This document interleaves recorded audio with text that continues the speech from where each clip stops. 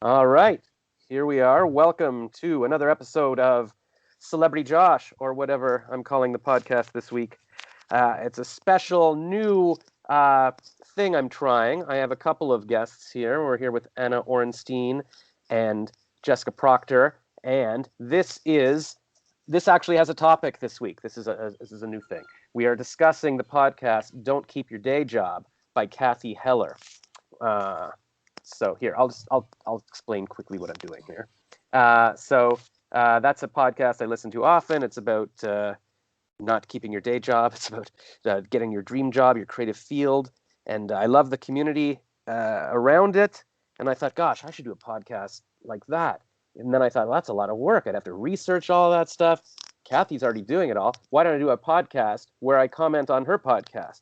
And so I posted in the Facebook community there, which has like 22,000 people. And it wasn't a post. It was just a comment under another post I did asking, why is it all women in here? And I said, would anybody want to do a little episode where we talk about this show? And these two women responded. So I was like, all right, let's do it. And we had an initial discussion about how this is going to work a week ago. And they didn't want to record it, but I have some footage from my phone. So we might post that later because I mean, Cathy talks about just get messy, and Gary Vee talks about just document your life, document the process. So I think people might be interested in how this podcast came to be. So that's what's going on. We're going to record this over Skype, and so there's a video on YouTube that you could be watching, or there's the audio, which I will post on my podcast, and we'll see where this goes. So welcome, ladies. Is it sexist to say ladies? I don't know what to call people anymore. I'm cool with that. Okay, Jessica, I see you laughing, but I don't hear anything. Are you muted? I'm unmuted now. Oh, there we go. All right.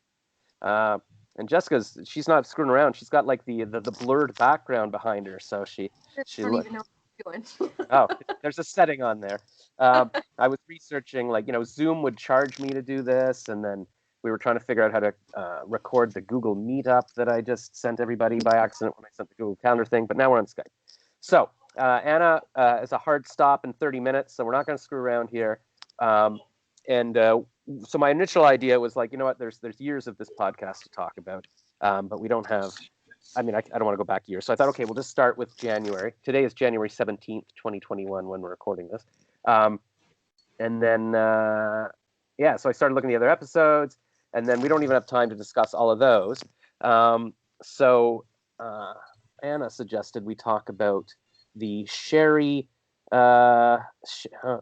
I go to the website is covered by your face. Okay, there, I have to scroll down. Sheri Salata episode. So we're going to talk about that. That was from January 11th, 2021.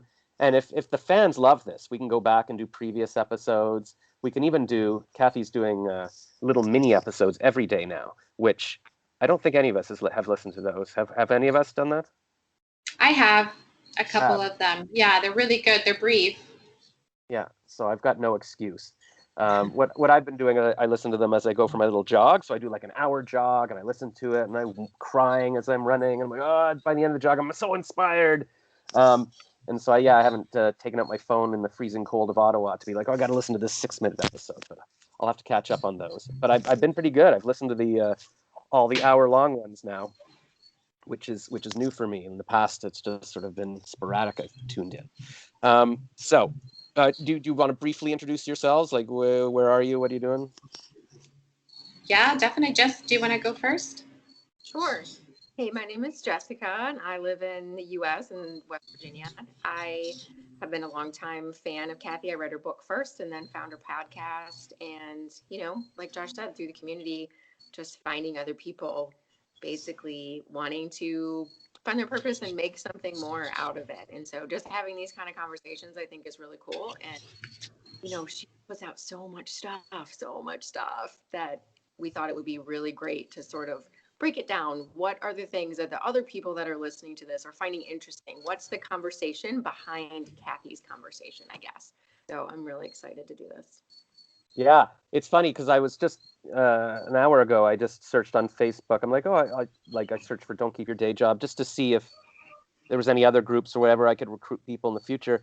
And it turns out there's a lot. There's a Toronto one, there's a Canada one, but there was little ones like the book club, and there's the artists, and there's the photographers group. I'm like, oh, so okay, so it is kind of forming a little smaller communities, which is very interesting.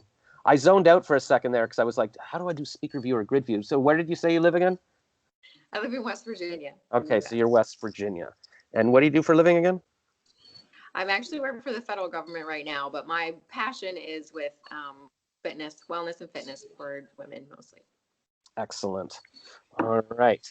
I'm going to go back to grid view. I don't even know what this is going to look like in the recording, but I guess we'll see in the end. Okay. And then Anna, is it Orenstein or Orenstein? Orenstein-Cardona. I have a double barrel surname, like most Latinos. It's right. To honor both father and mother who made us. I think somebody explained that to me once. This girl, Anna Maria Reis, stayed with me in Toronto once, and yeah, I think she was explaining why she had like 52 names or something. So yes, it's part of that. So when I got married in November, my husband's like, "Are you changing the name?" I'm like, "Man, I can't have 3 surnames. The passport won't hold it. So sorry." That's all right. Keep in mind, but yeah. So I'm Anna. I actually live in London, United Kingdom. I've been there 20 years, but I'm originally from Puerto Rico.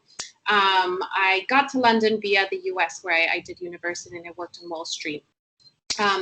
I am currently still working full-time on a trading floor for a European bank, but I'm also building my side business called Wear Your Money Crown.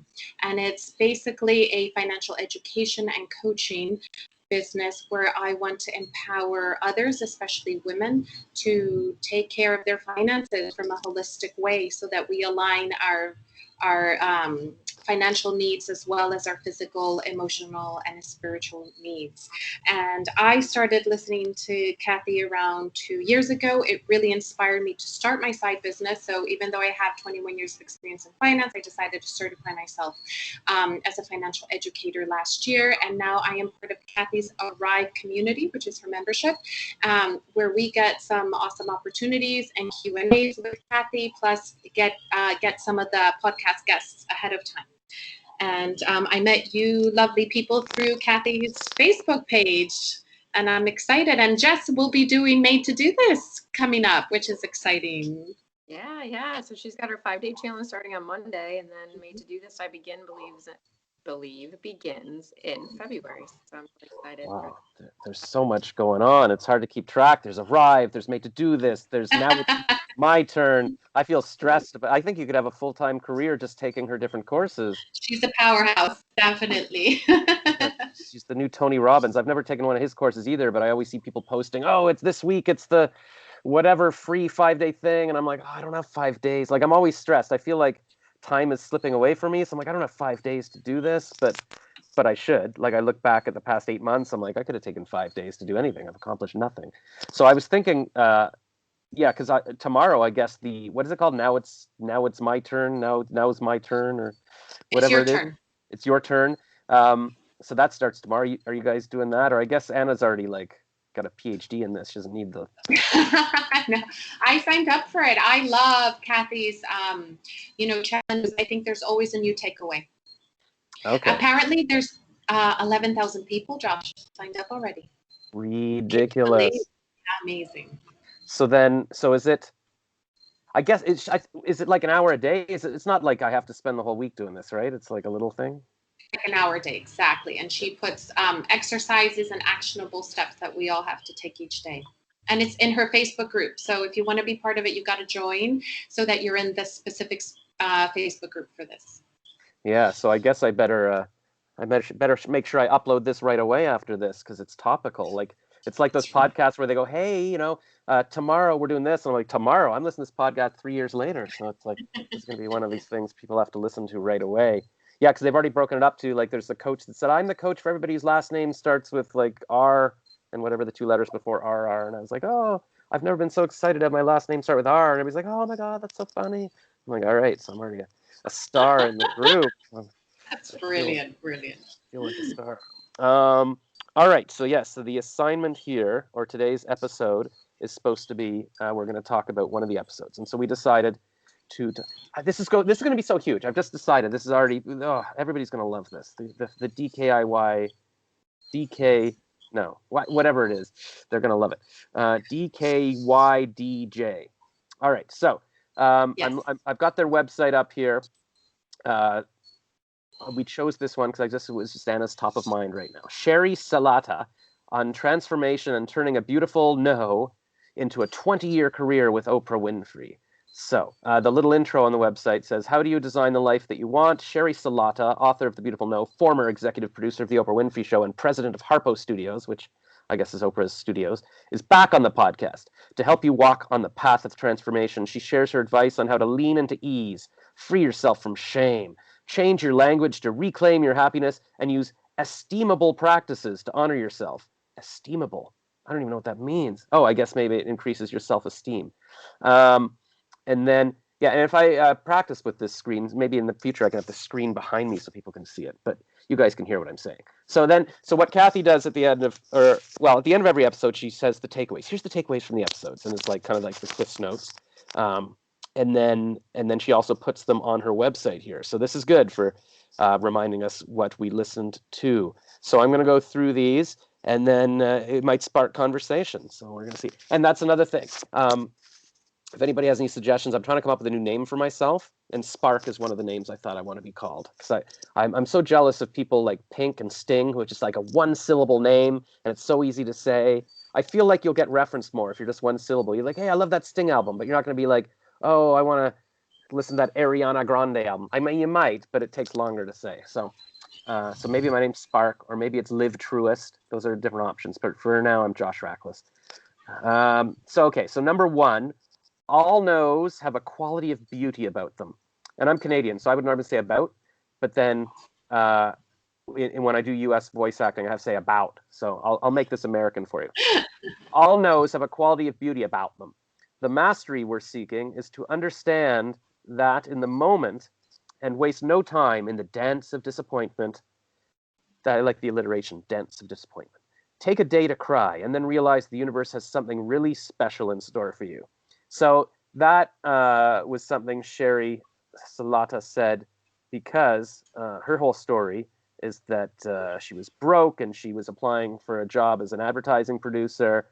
And what was it? They said no. There was something about they found her resume in a closet. Did she apply? Yeah, prior to that job, she had applied with Oprah or Harpo, and they had said no. That's right. And then when they were cleaning out a closet, they found her resume and called her and asked her to do freelance work for them. Right.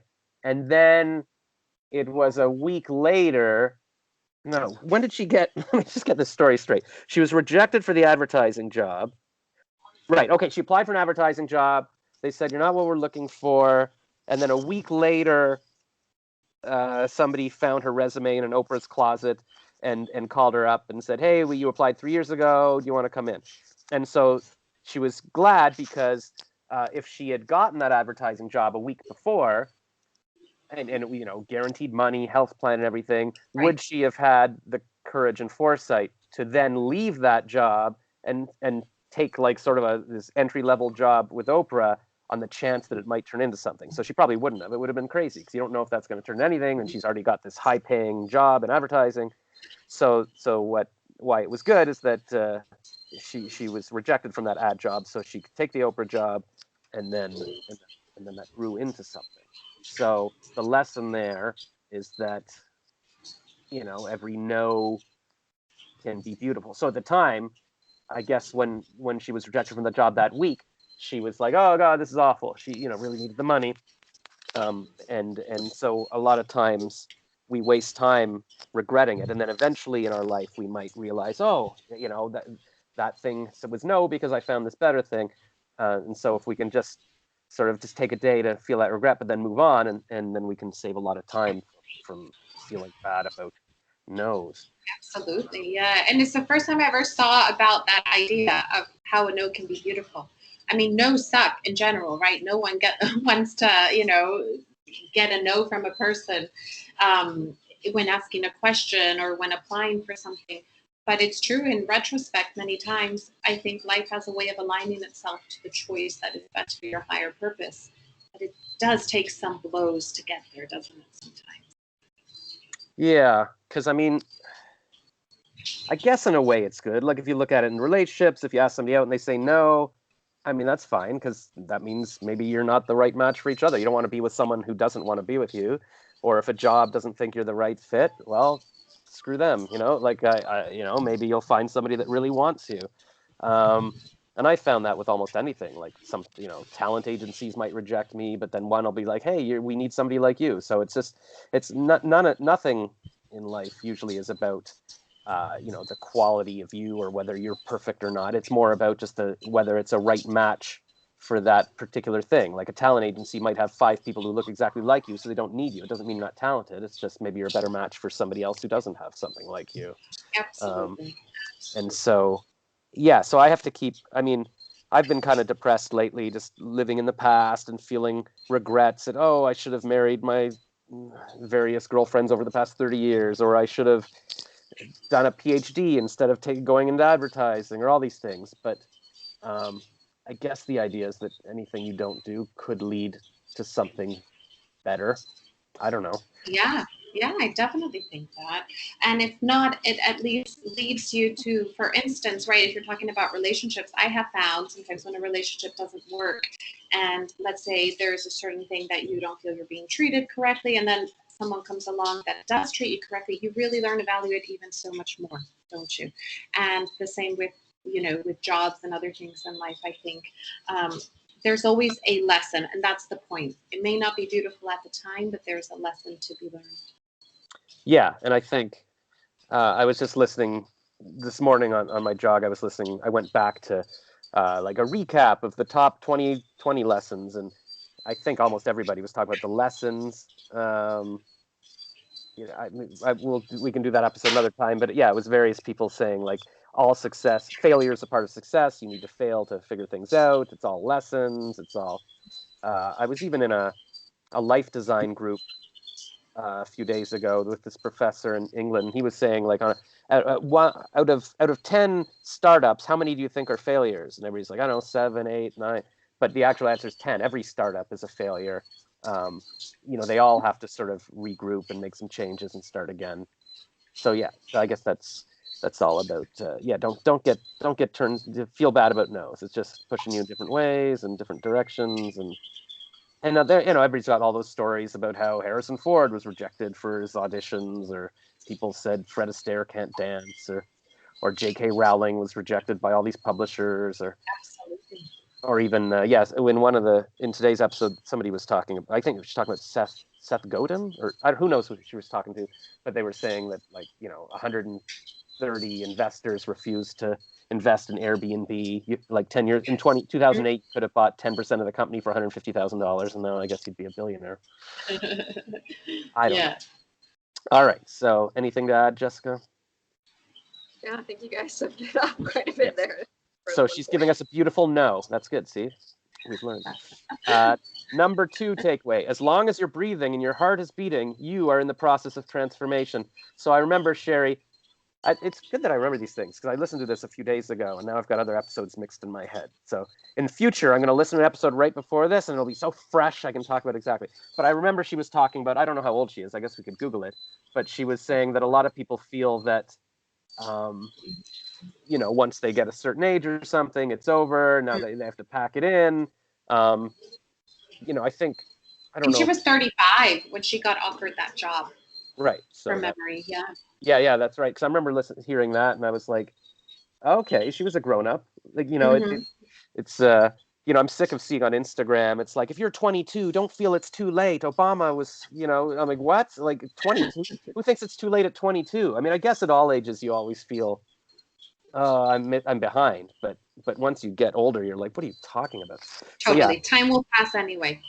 Yeah, so I like to hear about people that, she was 35 starting a job. I'm like, okay, that's an okay age for me to feel still. I can picture it in my head. And so, yeah, so she was saying, so that would mean she's at least 55 now. And so people might say to her, like, hey, you were working for Oprah for 20 years. That's it. But I think she is saying that no, like it's always time to work on something new and keep going. What's her next adventure? I think she was saying something like it's going to get even better. She's going to work on something even cooler. Like you're always growing, you're always learning. Never just sort of sit there and write it out. Like I was in, I don't know, I'm in too many Facebook groups. Even my mom was just saying like, how do you like? I think she gets notifications every time there's something in a group. She's like, how do you follow all this stuff? I'm like, I don't know. So I'm in some groups for depression, but I'm also in some groups for entrepreneurship. And somebody was saying I'm 61 now, and I just feel so. Maybe it was Cathy's "It's Your Turn" group, but like I feel like that's it. I'm just waiting out life. Like there's nothing more to do. But I guess the lesson is you can always be working on something new and something exciting. Absolutely. You're still very young, in my opinion, Josh. Thank you. Which I guess is okay. I mean, it's all relative, right? Like it's 10 years ago, I heard that Ellen was having her 50th birthday, and I was like, oh my God, that's so old. But now I'm like, oh yeah, that's nothing. You know, it all changes. You know what they say, you're the age that you look, you're the age that you behave, there's the age that you feel.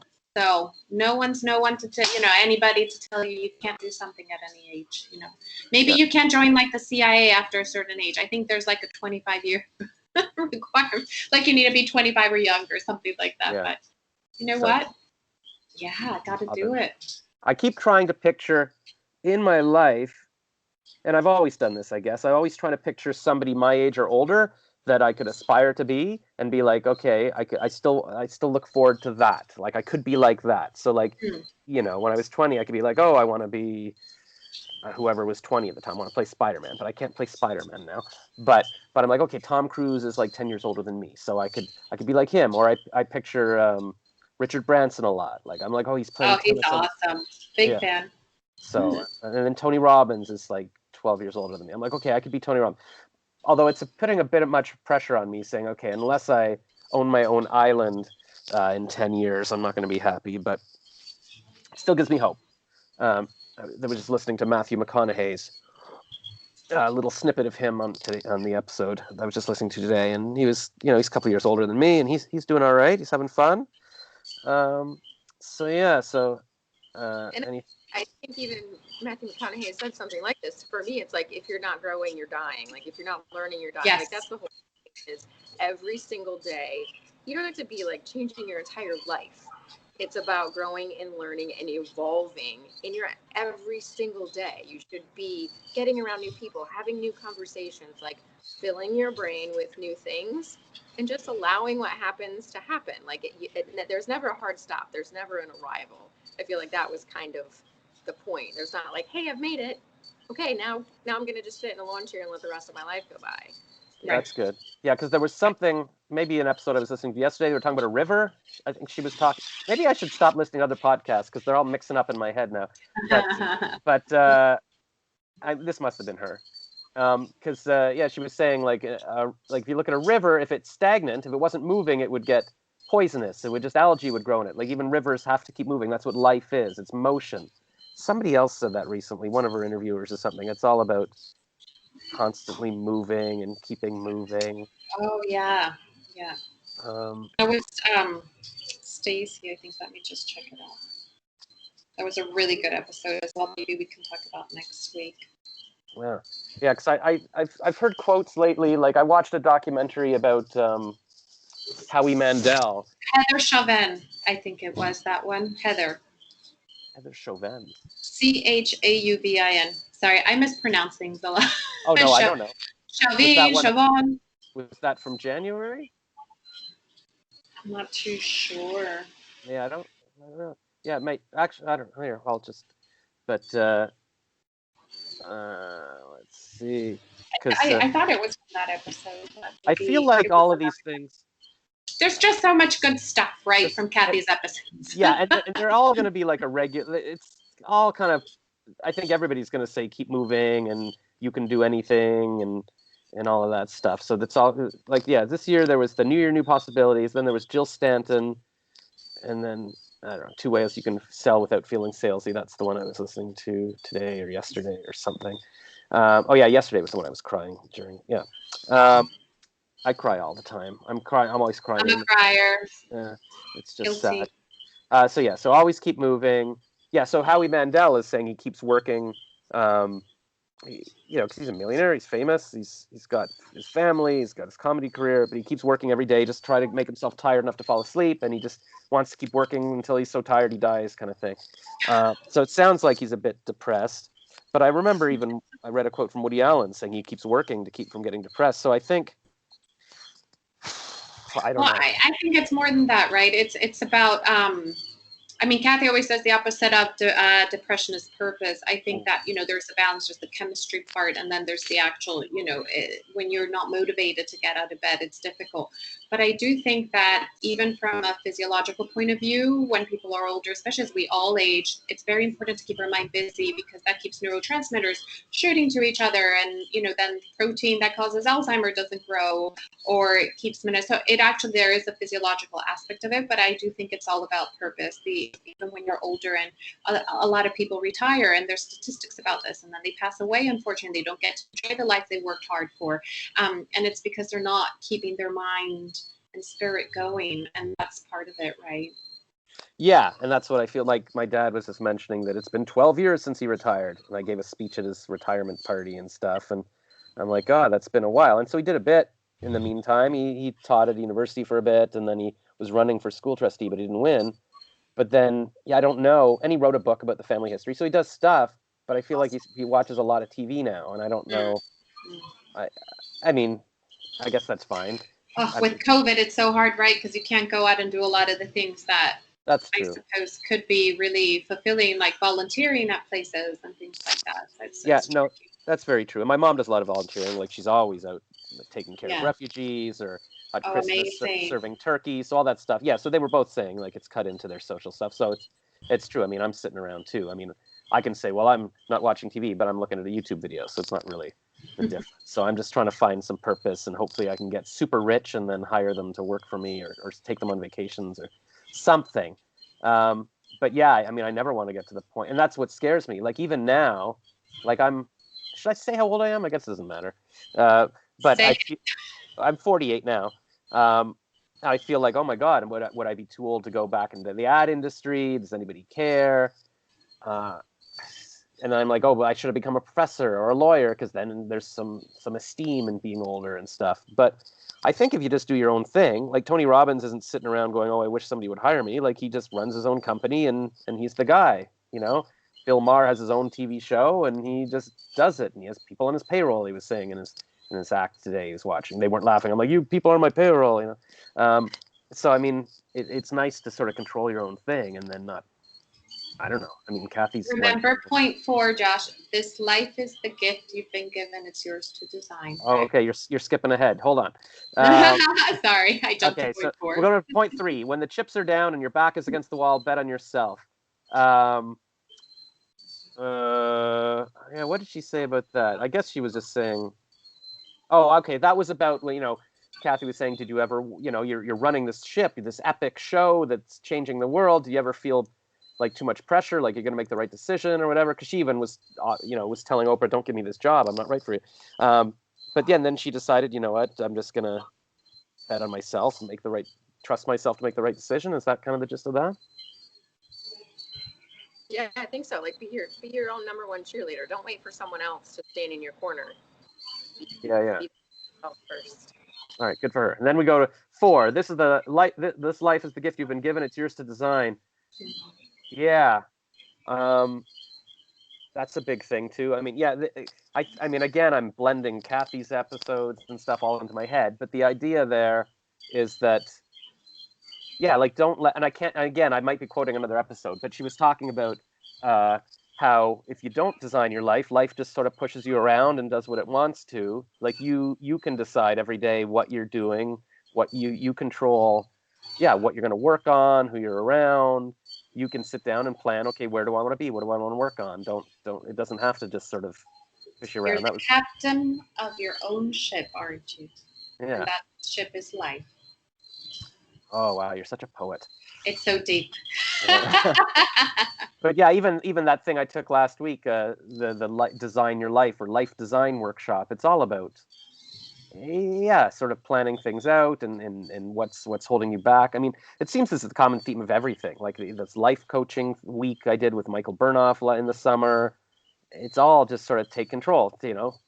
I think it all comes down to just, and somebody was at Matthew McConaughey, somebody saying today, you are in charge of your life. And then Seth Godin was saying, uh, you know, the Spider-Man saying is with great power comes great responsibility, but also with great responsibility comes great power. Was it Seth Godin? I don't know. No, this was somebody else. I don't know. But the idea was that once you take responsibility for your life and you accept that you're 100% responsible, it gives you great power. And somebody else was saying you are 100% responsible for your life. You can't blame anybody else. You have to take control. So it's all about, yeah, just design it, figure it out, or not figure it out. I hate saying figure it out or decide what you're, because all that seems like it might take forever or there's some perfect answer. It's like, no, that not anything can be done right now. Like, it's like, what is the one thing you can do right now to make yourself feel better? So for me, it was like, I just feel like recording a podcast. It's going to get messy. We don't really have a plan, whatever. We're just going to sit here and talk. And I feel the anxiety goes away for a little bit because I'm distracted by doing this thing.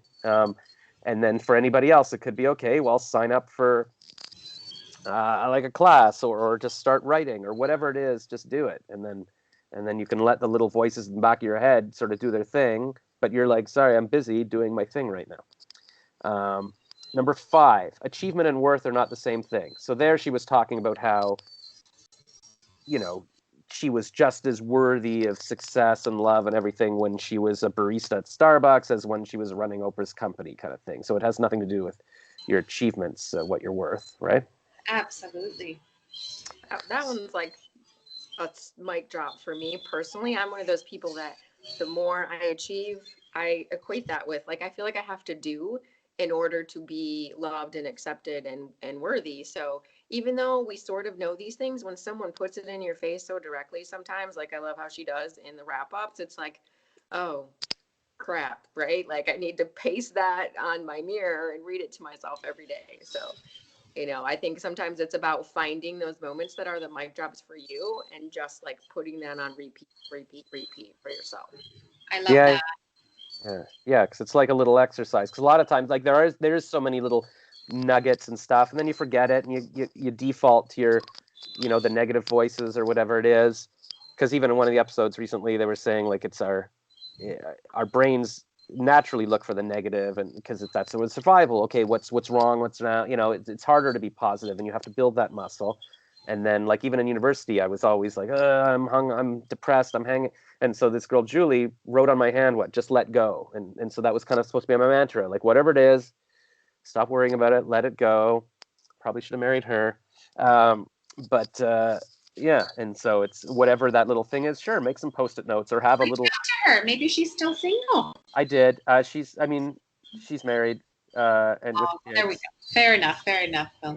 I went through right at the beginning of COVID. I went through a little. Let me message every ex-girlfriend. She wasn't even an ex-girlfriend. Let me message every girl I should have married in my life. So I sort of said hi on Facebook, and they all tell me about their kids. There's a few that are. I mean, everybody. Once you get to my age, what I didn't realize, the past 8 years kind of flew by. But everybody who was going to have kids has kids, and I don't even know if you can still have kids at 48. Yeah, look at who was it? Mick Jagger? Who has twins that he had like at 70 something? No, a guy can. Easier from the guy's side for sure.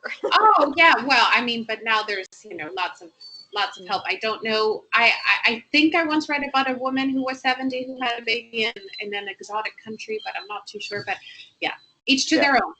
I guess the problem is, I mean, it might even be possible physically, but it's kind of like anybody who was going to do it. What I was saying in my Instagram story yesterday, there's not a lot of people like me who kind of wanted a family and just got, I mean, I do know. I mean, okay, I've got some friends my age that are still dating younger women or whatever, they kind of, and my friend Phil was 46 and he finally met a 26-year-old girl on J-Date. And I emceed their wedding, and they had 3 kids. And then at 52, he died of cancer. So sorry.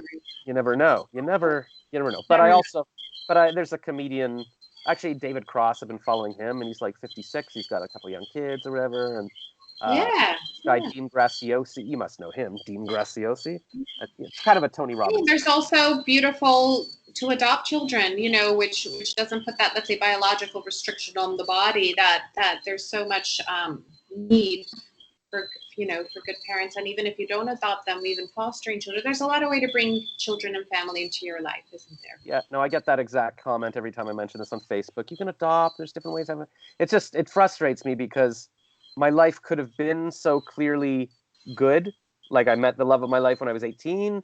I could have just had kids and done a PhD and had a house and lived a normal life.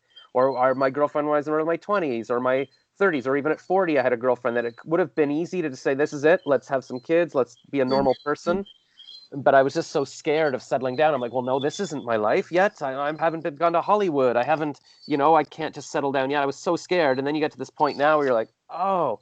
And so, I dated these amazing, amazing women. And it's like, why would I now settle or not breed? I mean, for all my life, I've been planning what my kids' names are going to be, and that you got to play Mozart when they're in the womb because that'll make them smarter. But yeah, I'm just trying to. I gotta tell you, I got married in November, hours before the second lockdown in the UK, which was a miracle because our wedding kept being canceled. But I met my husband later in life. I met him in my later 30s. And I must say that the day I met him, I'm like, oh my God, this is why it didn't work out with everyone else. Like, something in me just knew immediately. I never really, I did believe a little bit in lust at first sight, not so much love at first sight, until I met my now husband. So it's never late. Just, if you hadn't felt that before, it might not have been. And then it might hit you one day and you go, oh, remember what Anna told me on the podcast. Yeah. So you were cutting out a bit. You said you met him in your 30s or your late 30s? Oh, Jessie, I couldn't hear you. What did you say? Oh, she's muted herself. Number one. Go back to it. Yeah. What was number one again? All knows of a beautiful quality. Oh, right. Good one. Yes. I met him in my I think I had just turned 35, but we actually didn't date till I was 36 and a bit. And yeah, we dated for a few years. Then we got engaged, and then finally we got married this past year, 2020, end of 2020. And so it's never too late. I thought I would have gotten married at 27, but how different my life would have been. Not all the adventures. I would have never gone to Europe. I would have never, traveled and done all the things I've done. And so you can't live in regret. Only moving forward is the new motto. Yeah. I remember my friend Ben told me when we were 20, he said, you know what? 27, that's the age we should settle down. I was like, 27, that's so old or whatever. And then I'm like, oh yeah. Now I look back, yeah, it would have been good. Because now I would have a 20-year-old kid. But you can't live it. You got to live. I mean, I'm in a lot of end aging Facebook groups as well. So I'm planning to live forever. So there's no rush. There we go. All right. So that was number 4. That was 5. Achievement. Oh, right. Good. Oh, see, you're good. We're a good study group. 6. Shame and light cannot coexist. Share your story and it will set you free. Yeah, I remember she was talking about that. It's funny. I remember things visually. I remember where I was in my run when I heard that. I was like, I was on the sidewalk. I had just eaten my doner. Or donair, but they spelled donor on the restaurant sign for some reason. So what was she talking about there? I guess she was saying, oh, okay, she made her memoir and she published in her book and told everything about her that nobody knew. And she's like, once you've said all these things about you, it can't hurt you anymore, that kind of thing. That's right. So I don't know what she was revealing that she was ashamed about. I mean, I've got stuff that I'm embarrassed about that I don't know. I mean, I share far too much on social media, but I think people Cathy talks a lot about how, empathy is good and people like, to learn about you. I hear some sort of feedback. Is there some kind of... You can, you might hear the coqui frogs here in Puerto Rico. It is the island's frogs that sing us to bed at night. Oh, is that what it is? Okay, well, that's... Wow, that is so cool. I want some island frogs to sing. No, that's good.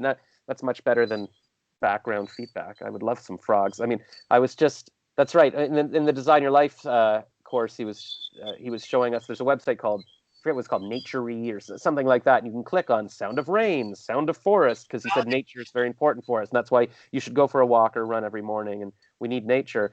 And sometimes I think, oh, I can never feel joy again. But I try to remember things that gave me pleasure. And when I was visiting Costa Rica 4 or 5 years ago, yeah, just like sleeping in a cabin and hearing the monkeys wake up in the morning. It's like, wow, I think that Beautiful. was soothing and nice.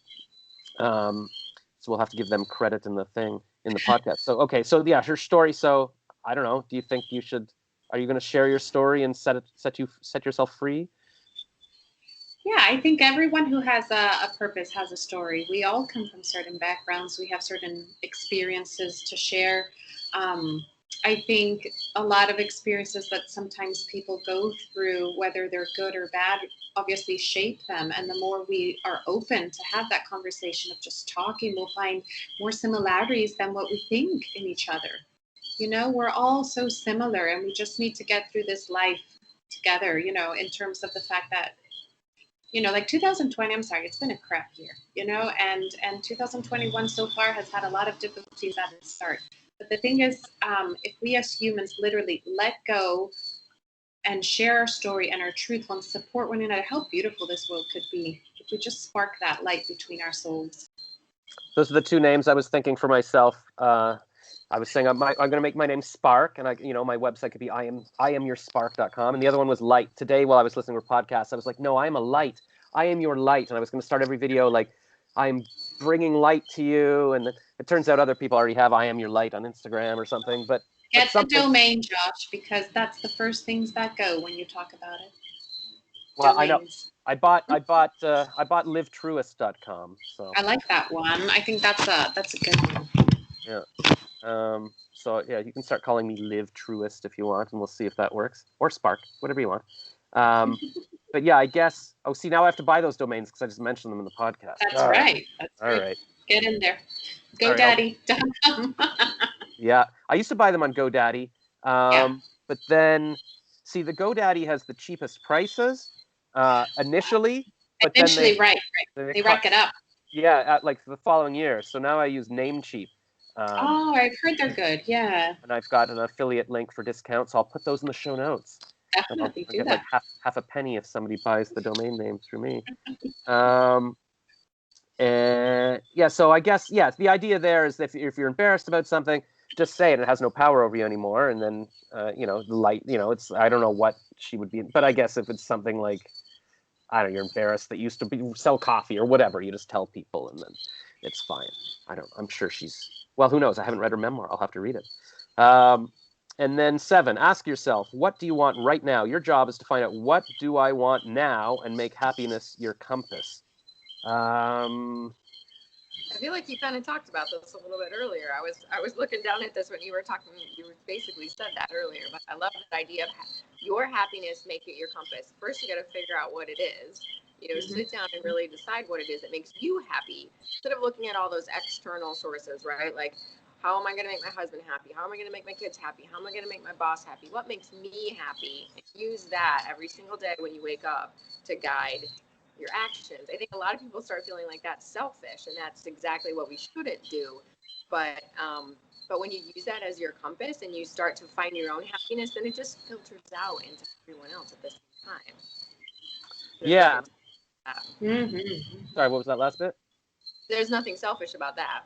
No. I mean, the whole selfish thing, that she's always talking about how, you need to take care of yourself first before you can help other people. You always put on your oxygen mask first, and then you can give more to other people. So I wonder if this quote was more about, I guess part of it is about, find out what makes you happy, but also right now. I guess there was the immediacy of that. What do you want right now? Your job is to find out, what do I want now? Oh, maybe was that partly about, maybe you wanted something 20 years ago, but your desires have changed. I think that might have been it. Because I think I was walking under the bridge at this point, and I was like, you're right. Like, because I keep going, when I was 20, I should have started doing stand-up comedy every night, or why didn't I go to LA at that time? But maybe you had certain desires then, and I shouldn't be beating myself up for what I did then. It's like, what do I want now? Maybe I want something different now. Maybe now I want to finally go to Paris, or now I want to have kids. So that's okay, because I didn't want to before, and so I got to be the swinging single on Tinder. Was that your handle on Tinder? Swinging single, yeah. No, well, now I gotta go reserve that username on Tinder. All right, somebody's gonna take it. My advice to the youth is just, if you find anybody you like, when you're just lock them down. Nobody wants to go through this dating stuff. But anyways, All right.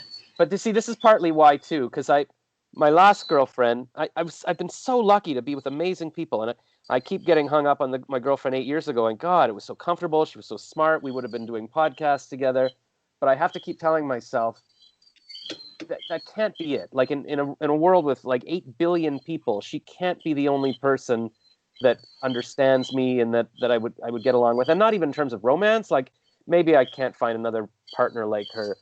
Maybe that is it. Maybe it is just so But maybe lucky. you can. But Maybe maybe I you can. can. But also, Okay.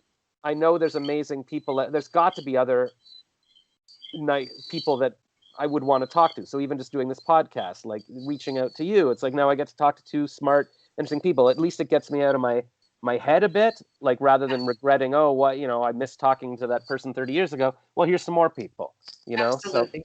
and then by reaching out to the Don't Keep Your Day Job group and Facebook group, and maybe they'll be listening to this, I feel like, okay, there are other people in the world, and I don't know. Absolutely. So yeah, what do you want right now? What have your needs change? And that's what Matthew McConaughey was saying in the little clip today. Uh, he's like, your values change. My values at 20 were different than they are now at 50, and they'll probably be different again at 60. So just what do you want right now, and what do you want to do? And to me, I guess, I'm beating myself up from not doing a podcast 30 years ago. There were no podcasts 30 years ago. There was no internet. So this is what I want now. Number 8. There, I feel like David Letterman now. Number 8. There's no one who knows more than you do. See, Yeah, that's that's a tricky one, because there's definitely people on certain subjects. But it's more about the soul, about kind of your story, isn't it? It's about your story and what you want to achieve in life, and no one knows more about that than you. yeah. And I often tell people, well, first of all, I say, you know what I've learned as an adult is that most people have no idea what they're doing. Like even I've been running for public office a few times and I've done debates, and I'm like, and I don't feel like I know anything about politics, but I'm like, these people don't know what they're talking about either. Nobody knows anything. The president doesn't know anything. Like we're all just sort of making it up. Like unless you're a brain surgeon and you've studied all this stuff like that, okay, you need a degree and whatever. And so obviously there's experts in certain topics, but in general life, people don't really know what's going on. And then and certainly regarding yourself. Like it's like I could do a Facebook poll, what should my name be? Should it be Spark? Should it be Blue? Nobody knows better than me. And so you might as well just trust yourself on this. And I guess I don't know what she was talking about. Maybe she was talking about like, what advice would she get in terms of what to do with the Oprah show or whatever, but nobody really knows. And so you just go for it. Yeah, and just trust Go yourself. for it. Yeah. Absolutely. I wish people knew more than me. That would be comforting to know, okay, I can go to somebody, I can go to Tony Robbins and he'll tell me what to do, but nobody, even Cathy, I think, admits she doesn't know. Like when she was talking to Jill Stanton, she was saying that most of their job as coaches is just to let you figure it on your own, let you do it yourself. You can do it on your own. They're just there to keep you accountable and say, okay, every day, here's your homework, do this, Yeah. and part of it, I think, is just feeling like there's company, like to know, hey, we're all doing this together. It makes me feel better than having to sit there and Google it myself. I can't remember who said this, but someone said if you're going to teach other people, you need to be as a few steps ahead of them, right? Because they're learning in steps too. And so that's another big thing. I think sometimes we're held back about starting a business or pursuing a dream because we think, oh, other people are better, other people know more. And the truth is, you won't find out just staying where you are. You got to move forward with that with intent, but also that you have to have confidence in yourself and in your skill set. And especially if you have a story, an experience you can share that you've been through, again, that alone can change someone's life. So don't just stay paused, move forward. Yeah, like it might have been Tim Ferriss. I remember when I was reading the 4 Hour Work Week, he was saying, if you just read an article on something or a book on something, you now know you're the expert. You now know more than 99% of people on that subject just by having read Totally. that thing. So now you could teach it. Now you could do a podcast about it. And then yeah, everybody talks about how, if you're teaching, all you need to be is a chapter ahead of the students, So it's like a lot of it is like, yeah, just things I figured out by Googling it and reading it. It's like, now I know it. So I could save people the time having to Google it, and I'll just tell them what's worked for me or whatever. And that's the struggle. I've wanted to teach a course. Like people every day ask me, how do I get into voice acting? Or how do I, like, that's a big one. And I'm like, I don't really know. Like, I haven't planned a course. I haven't, oh, Anna left. I guess she got Maybe. No. Oh, well, that was harsh. Um, It's our frogs. oh, no, she's joined. Yeah, the frogs kidnapped her. Uh, let's see. I'm sure she'll pop up back. What was I saying? Oh yeah. So I don't. Sorry about that. I moved my keyboard and it went boom. So That's all right. Cathy says, just get messy. Just do whatever it is. Another guy yes. wrote. I went to this Podfest in Orlando in March, and this guy wrote a book called "Get Messy" or whatever like this. It's all about just starting and not knowing what you're doing. Yeah, I was saying about teaching. Oh yeah, like I want to put together a course, like, but I don't know, like, what are the steps of voice acting, and like I guess I could take the time to write down, but I feel like I could just get in a group with people for an hour and say, what are your questions? And I would just sort of off the top of my head, oh, you need this microphone, you need this website, and so maybe that's what I should do. I should just sort of wing. I do know how to do it.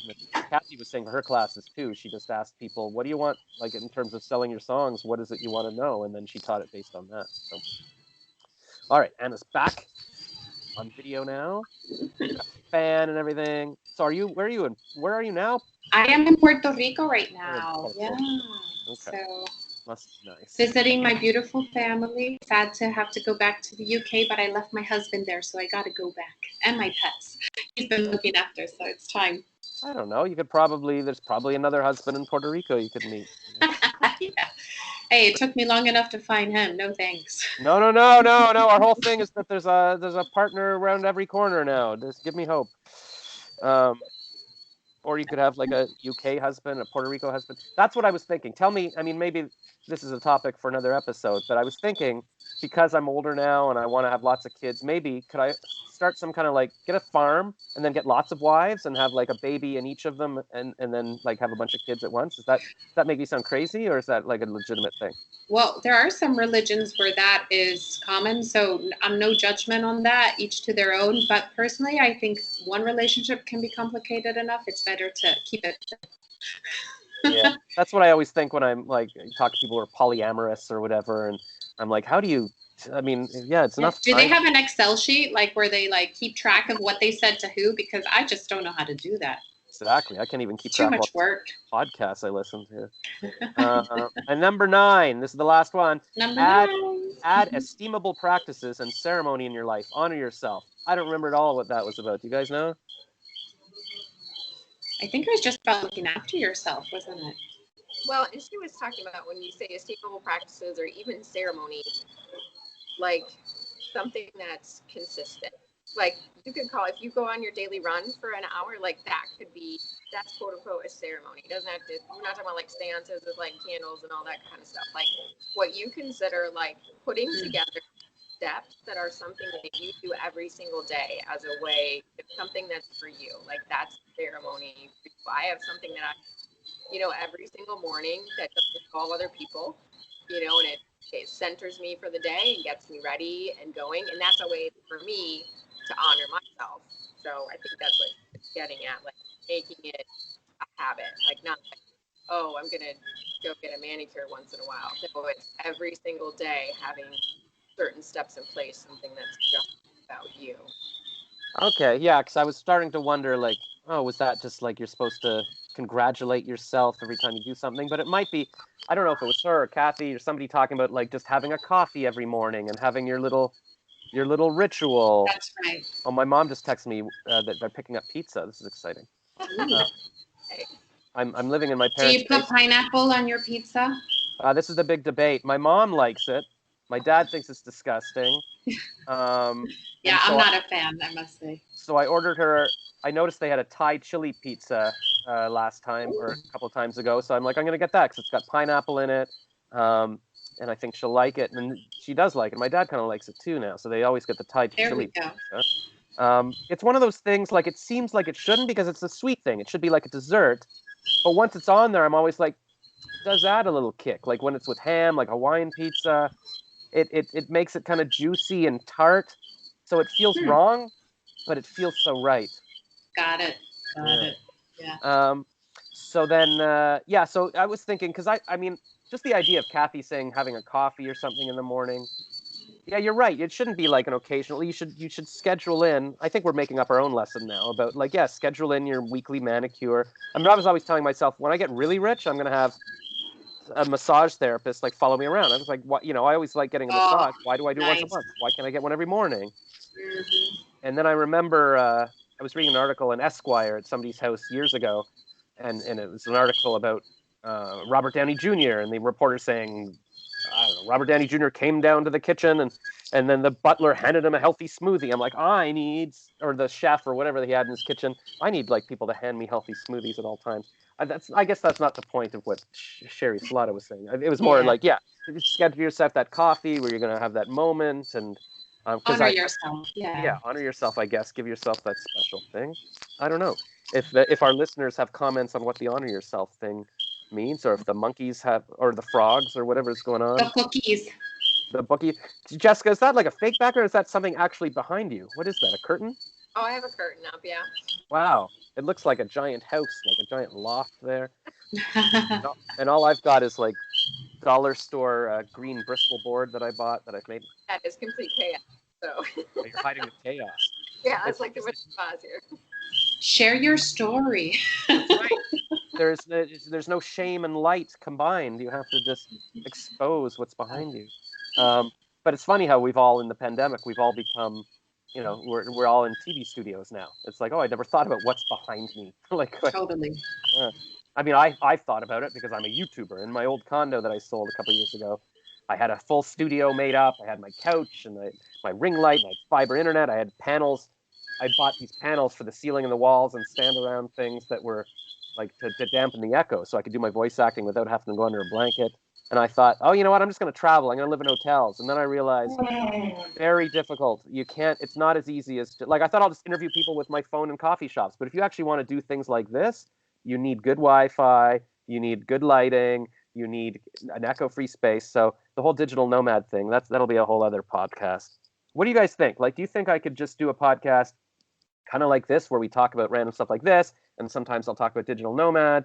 Sometimes, like, I wonder if I myself am enough of a link, or do you have to? Should I pick something like, oh, it's the Digital Nomad podcast, and I only talk about that subject, and then have to do separate podcasts for each subject, kind of thing? You're talking to your listeners, or? No, I was talking. Yeah, sorry. Yeah, I'm like, I gotta jump shortly. I gotta feed my dad at 7:30 here. So that'll be a question for another day. That'll for the listeners. Well, you said 30 minutes. We're coming on 58 minutes now. But this is why I wanted to do it on Skype and not Zoom, because I'm like, I know we're going to go over 40 minutes, and I'm not ready to pay Zoom money yet. So thank you for listening to this episode of Celebrity Josh, or whatever it's called. Thank you to Jessica Proctor and Anna Orenstein. Orenstein-Cardona. Right, Orenstein-Cardona. You're going to have to be like Gotta J-Lo. keep practicing. I know, right? Well, remember, I'm AOC, but that's now taken by another person. So, yeah, sadly. Wow. And I'm older. I'm older than her, so it should be me. I should be AOC. You should have locked down all the AOC things, and then she'd have to pay you for them. All right, and then so I'll put in the show notes how to contact you guys and buy whatever your services are, and that's it. They always say Josh. At this point in the show, don't keep rambling, because people have sensed it's over and they're gonna just leave the YouTube video. So, all right, thanks. At this point, Cathy would be like, and I'm gonna leave you with a song, and it'd be like, let your dreams and you're a rainbow and whatever. I'll have to write some songs for the extra, so I'll work on that. There we go. Bye for now. I'm gonna stop recording. Bye. Bye.